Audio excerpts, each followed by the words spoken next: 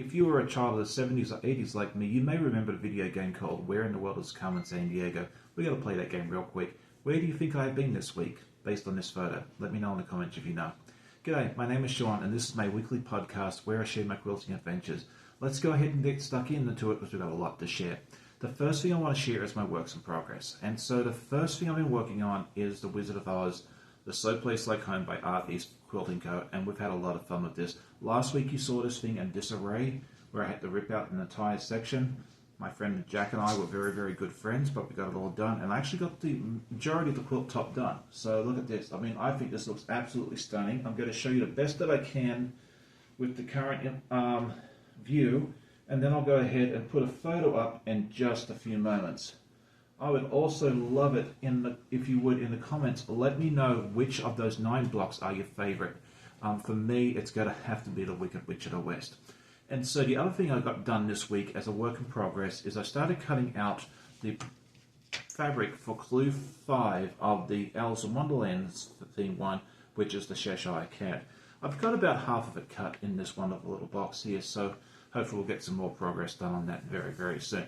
I have a lot more to share with you, including some finished objects, which I'm very, very excited to share with you. But before we do that, we'll go ahead to our week in review, which if you're new to the channel, this is the series of videos I take during the week, mostly me sewing and also all the adventures we get up to. And you'll actually find out where I am in just a few moments. So if you haven't put your guess in the comments, do that right now. I hope you enjoyed it.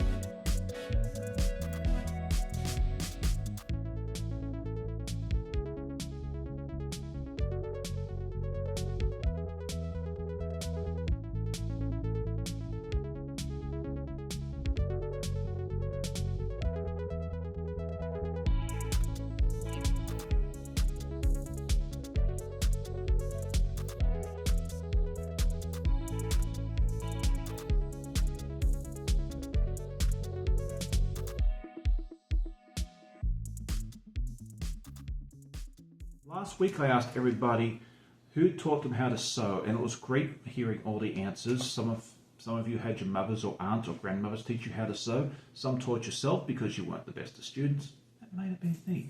And then there's a lot of YouTube graduates just like myself. This week I thought I would ask a fun question since I did the Where in the World is Sean this week. Let's see, if money was no object, where would you like to travel to and see in person sometime in your life if you are able to? And so what are my goals for this week? Well, first of all, I'd like to finish cutting out the rest of the fabric for this here. I've done the mushroom, cutting that part out to sort of finish the cat and get started on that if at all possible. And then I'd also like to maybe go do a little shopping trip and buy some fabric for 2 quilts that I'm going to make for the 2 exchange students that will be joining us in roughly a month's time. Let me know in the comments what your goals are for this week. Next up is our news and events, and we had one video come out, which was my live that I did yesterday morning with my friend Michelle from Michelle's Craft and More. We had a fun time hanging out and to get to know a bit more about Michelle. And so if you missed that, definitely go check it out. This coming Saturday, we're actually going to have 2 lives, one in the morning as per usual, and then we're going to have a special evening live. So that way, anyone on the West Coast and other places that don't normally get to watch the morning live will be able to watch it in the evening. Saturday morning, I'm going to have my friend Jess from So Blessed by Jess. She has a wonderful channel. You don't want to miss that one at all. And then in the evening is my friend from Sewing with Melissa. It's going to be a lot of fun hanging out with both ladies on Saturday evening. You won't want to miss those. So where in the world was I? Well, I answered that question just a little bit earlier. We spent the last week or so in Louisville, Kentucky. It was a lot of fun. We got to hang out with one of Amanda's very, very good friends, and we also got to do a bunch of fun stuff. You got to see some of it in the week in review, but some of the highlights I wanted to share with you was that we actually were able to walk across the Big Four Bridge, which is an old railroad bridge that they turned into a pedestrian and cycling bridge. And you can actually walk across the Ohio River from Kentucky to Indiana and or back, vice versa. I went ahead and did that just because I've never walked across a river from one state to another. I also had the joy of going to a Louisville Bats game, which is a AAA team, and they had the most fantastic package. A regular ticket was about $17, but for $10 more you get club level. And I've always wanted to go to a club level game, like get a ticket for that, but usually like an MLB experience is very, very expensive, usually at least $100. To be able to do this for $27, have an air-conditioned lounge to sit in because it was so blindingly hot, and some of the best seats in the park. Was so much fun. I also actually got to go to the Louisville Slugger Museum. That was so much fun, seeing how the bats were made and seeing some of the history there. And one of the cool things that I really enjoyed was you're actually able to hold one of the game-used bats from some of the biggest names in baseball. And I actually got to hold one of Babe Ruth's bats. They've always told us his bat was super, super heavy, and when you pick it up, it wasn't wrong. It was almost like holding a brick. And then finally, I actually got to hang out and spend time with one of my viewers. Brenda Foley's been a long-time supporter. She lives in the Louisville area, and we were actually able to meet up and have lunch together. And I actually got to sample one of the Kentucky delicacies, the hot brown in the Brown Hotel where it was made. So that was where I've been the last week. I hope you enjoyed my little update. So as part of our trip, Amanda and her friend Jen, they like to go visit the area yarn stores, because they're both knitters. And one of the things I found at the second craft store that we went to was this fun stuff, and it's called highlighter tape, and this stuff is fantastic. I saw this and how it was used, and I was like, this is going to come in so handy for my pattern. So I went ahead and bought a roll. I got the pink, and what it does, and it's repositionable, you can actually put it on your patterns and highlight the section that you're working on. So I thought it'd be really good for when I want to work on a complicated pattern like this during a live. I can actually put the tape down on the section I'm working on, and hopefully not have to bring my friend Jack out quite so much. It's called Highlighted Tape, and it's by Lead Products Company. So if you're interested, I think they probably sell it all over the place, and it looks like it's a great product. I'm excited to show you not one, not two, but 3 finished objects this week. It's always fun to go on vacation and actually get some sewing done, right? So the first thing was Clue 6 to the Puzzle Mystery Quilt, the Tree of Life, in the purple mist, and you probably saw this on my live yesterday, and I'm really curious to see how this particular block goes into the final pattern. Haven't seen one like that before. And then this one is a series of flying geese as well. This is section 6B.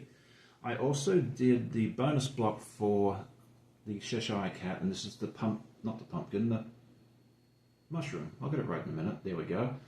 And then finally, the Carnival Puzzle Mystery Quilt. You've seen this a couple of times, but I've actually gone ahead and finished the outer border. So this quilt top is actually all done. And then I think I folded it in half.